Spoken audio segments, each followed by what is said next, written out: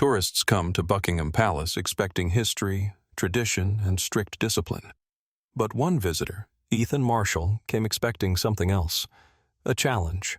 Fueled by overconfidence, bad decisions, and way too many drinks, he had a brilliant idea.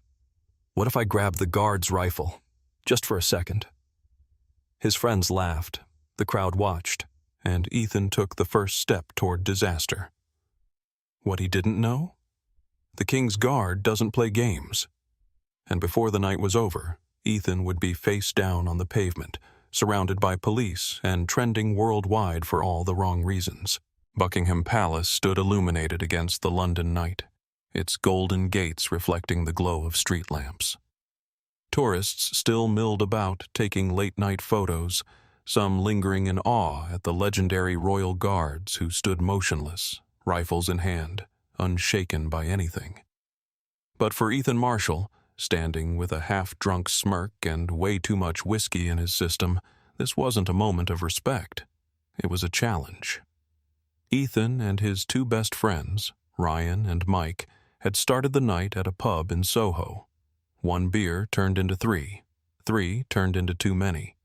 And by the time they stumbled into Buckingham Palace Square, their heads were buzzing, their voices were loud, and their decision-making skills were non-existent. Ryan nudged Ethan, laughing. "Dude, look at them. They don't even blink." Ethan squinted at the guard closest to them, standing at his post like a statue, rifle in perfect position. "Man, it's like they're not even real." Mike snorted, pulling out his phone. "Bro, you should mess with one. Just get close, see if they even notice." Ethan grinned. "Better idea." Ryan raised an eyebrow. "Oh God, what?" Ethan's grin widened. "What if I touch the rifle? Just for a second?" Mike and Ryan burst out laughing. "Dude, no! You are not that stupid." Ethan was absolutely that stupid. As Ethan stumbled toward the barricade, people started noticing. Some tourists stopped chatting, their eyes flicking toward him. A few nudged each other, whispering. A group of teenagers, already filming, perked up immediately. "Yo, this guy's about to do something dumb." An older British man shook his head, muttering to his wife, "Another one. Idiots never learn." But Ethan? Ethan was too drunk to care. He stepped up to the barricade, just a few feet from the guard. His friends were laughing hysterically, still recording. Mike. "Bro, if you do this, I swear to God." Ryan. "Do it for the views." Ethan lifted his hand, reached forward. His fingers were inches away from the rifle. And then everything changed. Thump. A boot slammed against the pavement. A shadow shifted. And then a voice so loud, so powerful, it cut through the entire square like a gunshot. "Stand back!" Ethan froze. His friends stopped laughing instantly. The entire crowd gasped. And suddenly, Ethan was very, very sober. Because the royal guard had moved. And now he was staring straight into his soul. A trained soldier. A professional. A man with 400 years of discipline behind him. And Ethan? Ethan was just a drunk idiot in a bad situation. The worst part? The guard wasn't done yet. And before Ethan could even think of an excuse, he took a step forward, with military precision, with terrifying force. And that's when Ethan realized. He had just made the biggest mistake of his life. Ethan's heart nearly jumped out of his chest as the royal guard moved toward him, rifle shifting slightly, boots slamming against the pavement with precision and power. The air changed. Just seconds ago it had been laughter, drunken confidence, and a sense of invincibility. Now it was pure, undiluted fear. The guard took a single step forward, his posture rigid, his grip tightening on the rifle. And then, "Stand back!" The voice ripped through the night, cutting through every conversation, every whisper, every sound in the square. It was a command, not a request. The kind of voice that stopped armies, that commanded battlefields. And at that moment, Ethan felt it down to his bones. He had messed up. Badly. The people watching? They lost their minds. Laughter, gasps, camera flashes, phones recording from every angle. One guy in the crowd was wheezing. "Oh my God, he just got yelled at!" A teenage girl filming everything turned to her friend. "Bro, he flinched so hard." Even a little kid watching from the front row clapped his hands and said, "Mommy, look! The soldier is scary." Ethan felt his face burn. This wasn't just a warning. This was public humiliation. Ethan took a shaky step backward, his hands half raised like he was surrendering. His cocky grin was gone. His friends? Still filming, still laughing. Ryan, "Dude, you look terrified." Mike, "I can't breathe. He's about to cry." Ethan wanted to disappear, but he couldn't, because the guard was still watching him, still standing firm, still ready to react if Ethan made one more mistake. And then, the worst possible thing happened. Ethan barely had time to process what was happening when the guard took a second step forward. Faster, stronger. His boot hit the pavement like a gunshot. The rifle, still in perfect position, still locked in place, moved ever so slightly, and even though the guard hadn't lifted it, hadn't pointed it, Ethan felt like he was staring down the barrel of a loaded weapon. Ethan's survival instincts kicked in. The fight or flight response? All flight. Without even thinking, he stumbled backward so fast that his own feet betrayed him. His heel caught the curb, his balance vanished, and in one glorious slow-motion moment of pure disaster, Ethan fell. Hard. He hit the ground with a spectacular crash, arms flailing, his back slamming into the pavement. His friends? Howling with laughter. The crowd? Absolutely losing it. Somewhere in the chaos, a voice rang out loud and clear. "He got dropped by a guard who didn't even touch him!" More laughter, more phones zooming in. And Ethan? Ethan lay on the ground, staring up at the sky, wondering if he could just fade out of existence, because this wasn't just embarrassment. This was a historic failure. And then, he heard the boots. Heavy, fast, unforgiving. Ethan barely had time to sit up before he saw them. 2 Metropolitan Police officers, already closing in, their expressions unreadable. One of them, a tall, broad officer with sharp eyes, sighed deeply as he stopped next to Ethan's fallen body. He glanced at the guard, still standing perfectly, still unbothered, then down at Ethan, then back at the guard. And then finally, he muttered, "Right. Another one then." Ethan's stomach dropped. He knew exactly what was coming next. Because while the guard had already moved on, the police had not. And this was about to go from embarrassing to life-ruining. Ethan sat on the cold pavement, his mind racing, his pulse hammering in his skull. The last 60 seconds had been a nightmare in real time. One moment, he was cocky and grinning, ready to show off. The next, he was flat on his back, staring at the sky, his drunken brain screaming at him to run. But there was nowhere to go, because now the police were here, and they didn't look amused. The 2 Metropolitan Police officers stepped forward, their boots echoing in the now silent square. One of them, a tall, burly man with a sharp jawline and an expression of pure exhaustion, looked Ethan up and down. Then he glanced at the Royal Guard, who had already returned to position, completely unfazed by the chaos. Then back at Ethan. The second officer, arms crossed, sighed. "All right, what do we have this time?" Ethan tried to scramble to his feet, hands raised. "Wait, look, it was just a joke. I wasn't actually—" The first officer held up a hand. "Save it. Stand up properly. Now." Ethan obeyed instantly. The crowd, still watching, still filming, still whispering. This was getting so much worse than he ever imagined.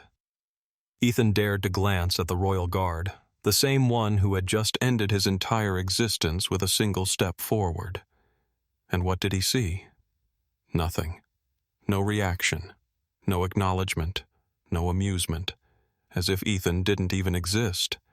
The guard had already reset. Already moved on. Already forgotten about him. And somehow, that was worse than being yelled at. The officer tilted his head. "You do realize that attempting to touch or interfere with a royal guard is a serious offense, yeah?" Ethan's stomach clenched. Because right now, what I see is a man who ignored clear barriers, ignored the presence of military personnel, and ended up making a complete fool of himself in front of half of London. Ethan's face burned. From behind the barricade, he heard someone shout, "Well, he did lose a fight to a guard who didn't even touch him." The crowd howled with laughter. Even the officer cracked a tiny smirk. But he wasn't done yet. The second officer, arms still crossed, studied Ethan carefully. "So, what do we think? Charge him or let him go?" Ethan's blood went ice cold. Charge? As in an actual criminal charge? The first officer scratched his chin, pretending to consider it. Then, after a painfully long pause, he said, "Nah, I think he's suffered enough." Ethan let out a breath he hadn't realized he was holding. "However," the officer took a deliberate step forward, getting right in Ethan's face. "If I so much as see you near another guard tonight, you won't be walking away next time. Understood?" Ethan nodded furiously. "Yes, sir. Absolutely. I'm gone. Right now." The officer smirked. "Good. Then get moving." Ethan turned and power walked away from the square, his entire body burning with embarrassment. The crowd clapped mockingly. Phones still recorded. And then, the final humiliation. Just as Ethan reached the edge of the crowd, a little kid, maybe 6 years old, pointed at him and shouted, "Mummy, look! The silly man is running away!" The square erupted into laughter. Ethan gritted his teeth, because while he could walk away from Buckingham Palace, he couldn't walk away from the internet. And as he stepped into the dark streets of London, his phone started buzzing. Notifications, hundreds of them, because somewhere, at that very moment, the video was already going viral. And tomorrow, the world was going to roast him alive. Ethan stormed into his hotel room, slamming the door behind him. His heart was still racing from the scene at Buckingham Palace. His face was still burning from the public humiliation, and now his phone wouldn't stop buzzing. He took a deep breath, unlocked the screen, and immediately wished he hadn't, because the video was everywhere. The first thing he saw? A TikTok notification. "Your mention in @UK fails video has 1.2 million views." His stomach flipped. He scrolled down. Twitter, X, Instagram, Reddit. All filled with the same clip. Him stumbling toward the royal guard. Him freezing in terror as the guard moved. Him falling on his ass. And the internet? The internet was not holding back. The comment section is ruthless. "Bro tried to rob a British soldier and got bodied by thin air. My guy really thought he was in GTA. Imagine getting defeated by a man who didn't even move his feet." Ethan's soul was leaving his body, but it wasn't just the comments. The memes had started. Just when he thought it couldn't get worse, it did. Because now, the actual news was covering it. Ethan buried his face in his hands. He could hear Tyler and Mike still laughing in the background. Tyler: "Bro, you're actually famous now." Mike: "Not the way he wanted, though." Ethan? Ethan wanted to disappear. And then, his phone rang. Ethan stared at the screen. Mom calling. He sighed deeply, then answered, "Hey, Mom." "Ethan, what the hell am I looking at?" Ethan winced. "It's, not as bad as it looks?" His mom was not having it. "You're trending on Facebook, Ethan. Your grandma saw it. She called me asking if you're being deported." Ethan closed his eyes in pain. "Grandma saw it?" "Everyone saw it!" He could hear his dad in the background, barely holding back laughter. "So, you lost a fight to a guy who didn't even move?" Ethan groaned. This wasn't just an online joke. This was family shame. And that never fades. Just when Ethan thought he had reached peak disaster. A new email notification popped up. Subject: Ethan, we need to talk. It was from his boss. His heart sank. He opened it. "Ethan, I assume you've seen the video by now. So have a lot of our clients. Give me a call. We need to discuss the company's reputation." Ethan wanted to launch himself off the planet. This wasn't just an embarrassing moment anymore. This was real-world consequences. His job, his reputation, his entire life. All because he thought it would be funny to touch a soldier's rifle.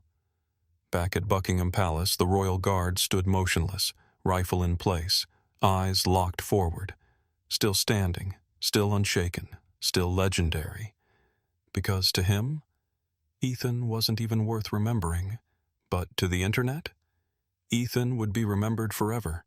Because while the guard had already moved on, the internet never would. Ethan sat in his hotel room, the glow of his phone screen burning into his soul. He had made one mistake. One drunken, idiotic mistake. And now?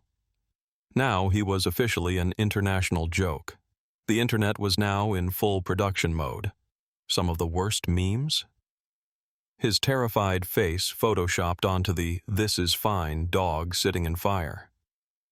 A side-by-side of him falling, next to a toddler learning to walk. Same energy. A freeze frame of the guard standing firm, next to Ethan tripping. "The British Empire strikes again." And then, the worst one. Someone had edited his stumble into a FIFA soccer game, adding a commentator yelling, "And he's down! Absolute disaster for the lad!" Ethan wanted to die. And then, just when he thought it couldn't possibly get worse, late-night TV got involved. Jimmy Fallon, grinning at the screen, played the clip for his audience. "And here we have Exhibit A in why you don't mess with British soldiers." The audience burst into laughter. Stephen Colbert, shaking his head, added, "The best part? The guard didn't even try, he just existed. And the tourist lost." The audience screamed. And then came Trevor Noah's take. "Imagine thinking you're about to win a fight, and then tripping over your own stupidity." Ethan buried his face in a pillow. This wasn't just an online joke. This was a worldwide event. His phone rang again. His mom. Ethan let it go to voicemail. Then a text came through. "Mom, Ethan, we need to talk. Your grandma is worried. She saw the video. On the news. Call me." Ethan let out an actual whimper. Then another message. "Dad, your uncle says you're famous, just not for the right reasons." Ethan wanted to crawl into a hole and never come out. And then his boss emailed him again. The subject line made his stomach turn. "Ethan, this is becoming a PR issue." He opened it. "Ethan, we need to discuss the media attention this has brought. Some clients have seen the video. We'll talk Monday." Ethan groaned. That was it. His job. His career. All over because he tried to touch a Royal Guard's rifle. Back at Buckingham Palace, the Royal Guard stood tall, rifle in position, face emotionless, still standing, still unshaken, still legendary. Because to him, Ethan wasn't even worth remembering. But to the internet, Ethan would be remembered forever. Because while the guard had already moved on, the internet never would.